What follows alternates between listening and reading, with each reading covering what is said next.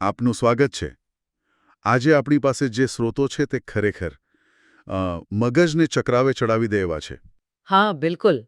તે સમય, ભવિષ્યવાણી અને એક આખા યુગના અંત વિશેની વાત કરે છે, પણ એવી રીતે જે આપણે સામાન્ય રીતે સાંભળતા નથી. આ બધાનું કેન્દ્ર એક વિચાર છે જેને અંતરાલનો સમય કહેવામાં આવ્યો છે.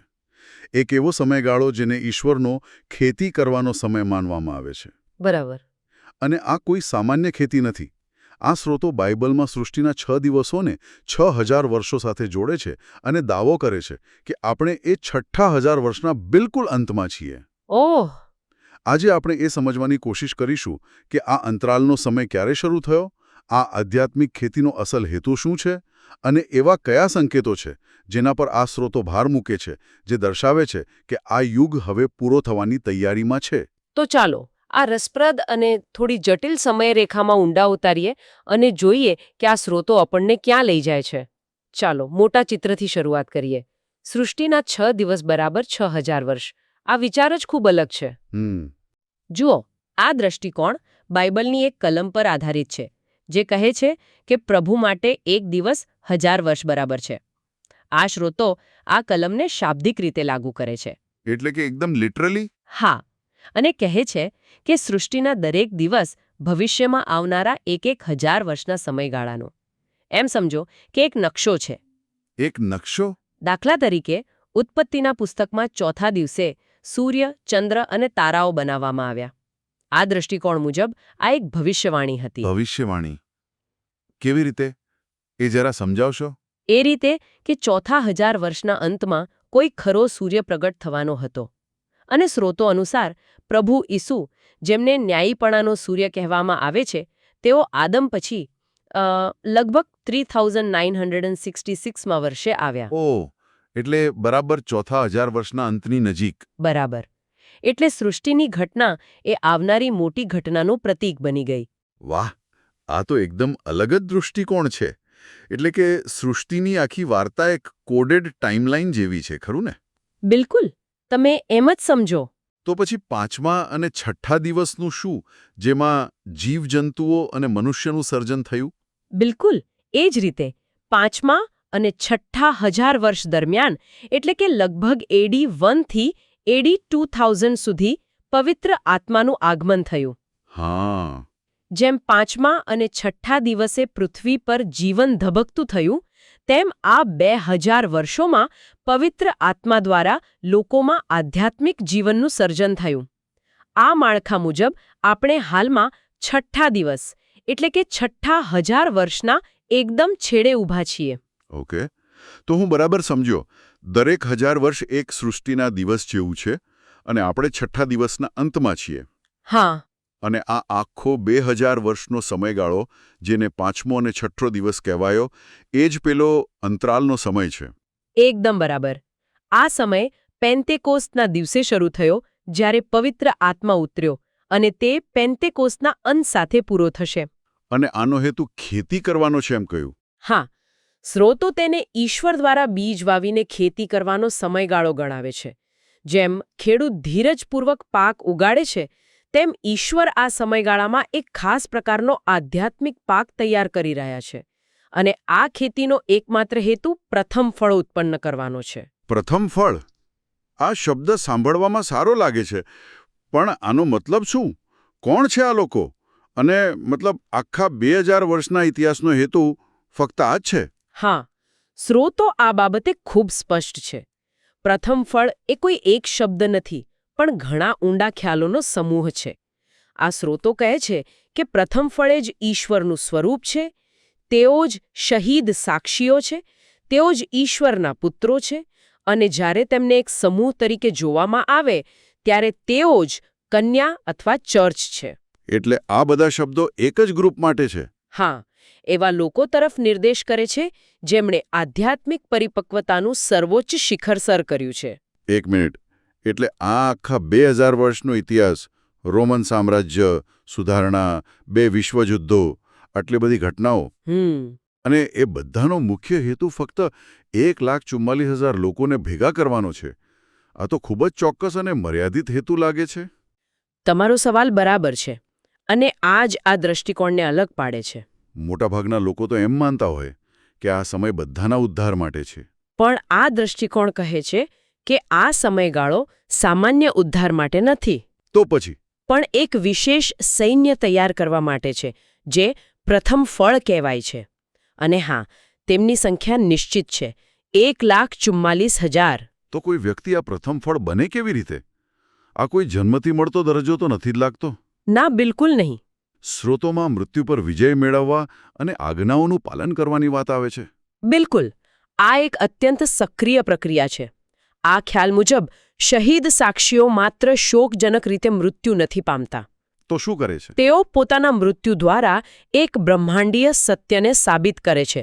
જ્યારે તેઓ મૃત્યુનો સામનો કરીને પણ ઈશ્વરની આજ્ઞાઓને વળગી રહે છે, ત્યારે તેઓ દુનિયાને બતાવે છે કે મૃત્યુનો ડર ઈશ્વરની આજ્ઞા કરતાં મોટો નથી. ઓકે. આ રીતે તેઓ મૃત્યુની શક્તિ પર વિજય મેળવે છે. પણ કોઈના મૃત્યુથી શૈતાન પર ન્યાય કેવી રીતે આવે? આ કનેક્શન મને બરાબર સમજાતું નથી. એક વ્યક્તિની શહાદત અને બ્રહ્માંડના ન્યાય વચ્ચે શું સંબંધ છે? આ સમજવા માટે એક કોર્ટરૂમની કલ્પના કરો. ઠીક છે. સ્રોતો મુજબ શૈતાન એક વકીલની જેમ ઈશ્વર પર આરોપ મૂકે છે.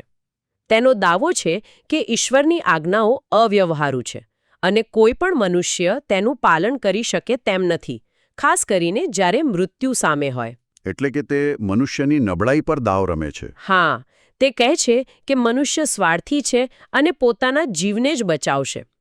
પણ જ્યારે કોઈ શહીદ મૃત્યુને સ્વીકારીને પણ આજ્ઞા પાડે છે, ત્યારે તે એક જીવંત પુરાવો બની જાય છે.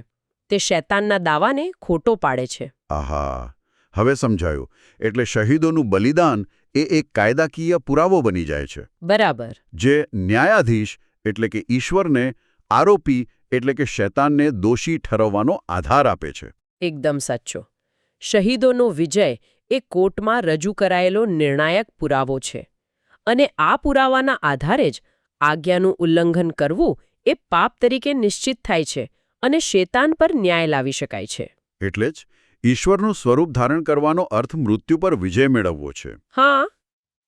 અને સ્રોતો દાવો કરે છે કે જ્યારે આ 1,44,000 પુરાવા પૂરા થઈ જશે, ત્યારે પ્રથમ પુનરુત્થાન થશે અને 70 સપ્તાહનું ભવિષ્યવાણીનો સમયગાળો સમાપ્ત થશે.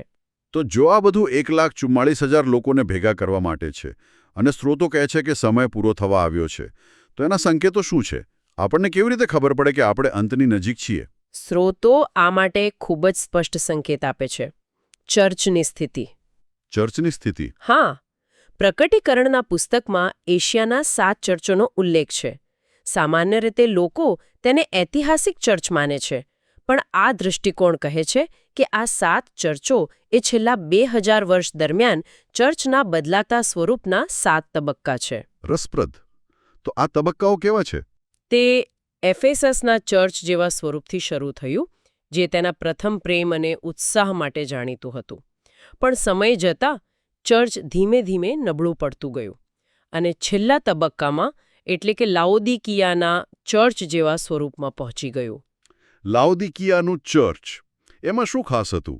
જે લોકો પ્રકટીકરણના પુસ્તકથી પરિચિત નથી તેમને આ સમજાવશો? જરૂર. લાઓદિકિયા એ પ્રકટીકરણના પુસ્તકમાં ઉલ્લેખિત 7 ચર્ચોમાંથી છેલ્લું ચર્ચ હતું. તેની ટીકા એટલા માટે થઈ હતી કારણ કે તે નરમ હતું, ન તો ગરમ ન તો ઠંડુ. એટલે કે આધ્યાત્મિક રીતે ઉદાસીન. બરાબર. આત્મસંતુષ્ટ. તે ચર્ચને લાગતું હતું કે તે ધનવાન છે અને તેને કશાની જરૂર નથી, પણ હકીકતમાં તે આધ્યાત્મિક રીતે ગરીબ, આંધળું અને નગ્ન હતું. સ્રોત કહે છે કે જ્યારે આખી દુનિયાનું ચર્ચ આવી જ ઉદાસીનતામાં સપડાઈ જશે, ત્યારે તે સંકેત છે કે અંતનો સમય શરૂ થવાનો છે. અને પછી આવે છે આ પેલી નાટકીય ઘટના, 7 મુદ્રાઓ તોડવાની. આ તો પ્રકટીકરણનો ખૂબ જ જાણીતો પણ ડરામણો ભાગ છે. હા. સામાન્ય રીતે લોકો માને છે કે આ મુદ્રાઓ સદીઓથી ધીમે ધીમે તૂટી રહી છે, પણ અહીં તો કંઈક અલગ જ દાવો છે, ખરું ને? હા, અને આ એક ખૂબ જ મહત્વનો મુદ્દો છે. ઘણા લોકો માને છે કે પહેલી મુદ્રા 2000 વર્ષ પહેલા તૂટી, બીજી થોડા 100 વર્ષ પછી, એમ ક્રમશઃ. હા. પણ આ સ્રોતોના લેખક ભારપૂર્વક કહે છે કે આ સમજ ખોટી છે. તેમના મતે 7 મુદ્રાઓ હજુ સુધી તૂટી નથી. શું વાત છે? તો ક્યારે તૂટશે? તે બધી જ અંતિમ એક સપ્તાહ શરૂ થવાના ઠીક પહેલા એક સાથે ખૂબ જ ટૂંકા ગાળામાં તૂટશે. આ તો બહુ મોટો ફેરફાર છે. જો બધી મુદ્રાઓ એકસાથે તૂટે તો એનો અર્થ શું થાય? એ કેવું દેખાશે? એનો અર્થ એ કે અંતના સમયના જે સંકેતો મેથ્યુ 24માં વર્ણવેલા છે, યુદ્ધો, દુકાળ, ભૂકંપ, હા, તે બધા એક પછી એક ઝડપથી પ્રગટ થશે. અહીં તર્કે છે કે ઇતિહાસમાં મોટા યુદ્ધો અને વિનાશ થયા છે, પણ તે પછી હંમેશા શાંતિ અને પુનઃપ્રાપ્તિના સમયગાળા આવ્યા છે. બરાબર. પણ જ્યારે ચોથી મુદ્રા તૂટશે અને પૃથ્વીનો ચોથો ભાગ નાશ પામશે, ત્યારે કોઈ લાંબો શાંતિનો સમય નહીં હોય. ઓહ, તે એક એવી અટલ પ્રક્રિયા હશે જેને પાછી વાળી શકાશે નહીં, અને તે સીધી જ અંતિમ વિનાશ તરફ દોરી જશે. ઓકે, તો ઘટનાઓ ખૂબ ઝડપથી બનશે, પણ આ બધી ઘટનાઓ શરૂ કોણ કરશે?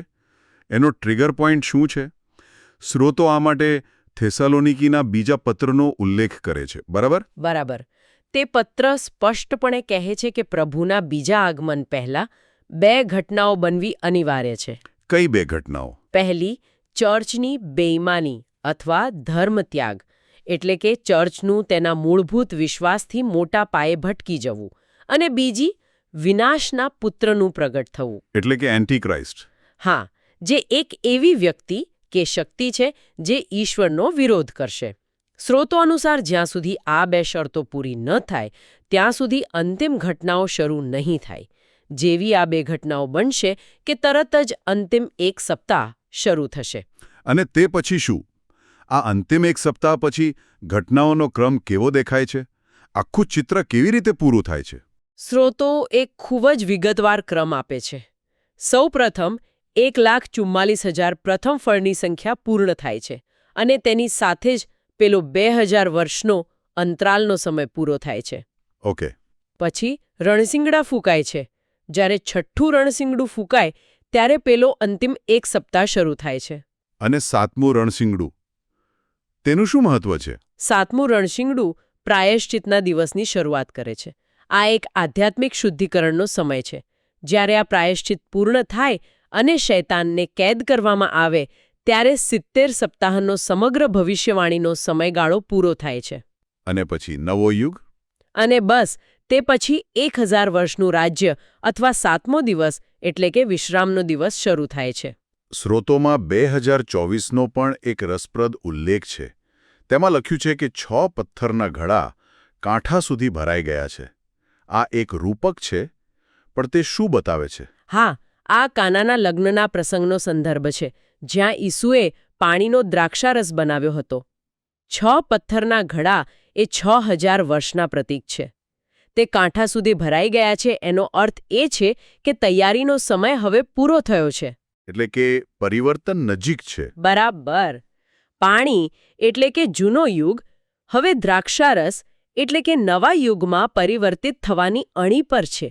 આ રૂપક દ્વારા સ્રોતો ભારપૂર્વક કહે છે કે આપણે એક મોટા પરિવર્તનના ઉંબરે ઊભા છીએ. તો આખા ચિત્રને જોઈએ તો 2000 વર્ષની એક લાંબી આધ્યાત્મિક ખેતી જે હવે તેના અંત પર છે. તેનો મુખ્ય પાક 1,44,000 પ્રથમ ફળ છે. અને ચર્ચની ઉદાસીનતા અને નજીકના ભવિષ્યમાં એકસાથે 7 મુદ્રાઓનું તૂટવું એ મુખ્ય સંકેતો છે કે અંતિમ સપ્તાહ શરૂ થવાની તૈયારીમાં છે, જે પછી 1000 વર્ષના નવા યુગની શરૂઆત થશે. બરાબર. અને અહીં સૌથી મહત્વની વાત એ છે કે આ કોઈ નિષ્ક્રિય પ્રક્રિયા નથી. નિષ્ક્રિય નથી. મતલબ કે આ સ્રોતો મુજબ માનવ ક્રિયાઓ, ખાસ કરીને શહાદત અને આજ્ઞાપાલન, બ્રહ્માંડના ન્યાયને સક્રિય કરે છે. આ માત્ર ઈશ્વરના સમયની રાહ જોવાની વાત નથી, પણ માનવીય વફાદારી દ્વારા ઈશ્વરની સમયરેખાને આગળ ધપાવવાની વાત છે. એટલે માણસની ભૂમિકા ખૂબ જ કેન્દ્રીય છે. બિલકુલ. શહીદોનો વિજય જ શૈતાન પર ન્યાય લાવવાનો કાયદાકીય આધાર બને છે, અને એ જ નવા યુગનો દરવાજો ખોલે છે. અને અંતિમ વિચાર માટે આ સ્રોતો વ્યક્તિગત પસંદગીઓ અને બ્રહ્માંડની ઘટનાઓ વચ્ચે એક સીધો અને મજબૂત સંબંધ સ્થાપિત કરે છે. તે એક ગહન પ્રશ્ન ઊભો કરે છે. માનવ વફાદારી એ જ દૈવી કાયદાને માન્યતા આપે અને અંતિમ ન્યાયને પ્રેરિત કરે, તેનો ખરો અર્થ શું હોઈ શકે? આ વિચારવા જેવો પ્રશ્ન છે. શું આપણી નાની નાની પસંદગીઓ, આપણી વફાદારી ખરેખર બ્રહ્માંડના ન્યાયના ત્રાજવામાં આટલું વજન મૂકી શકે છે?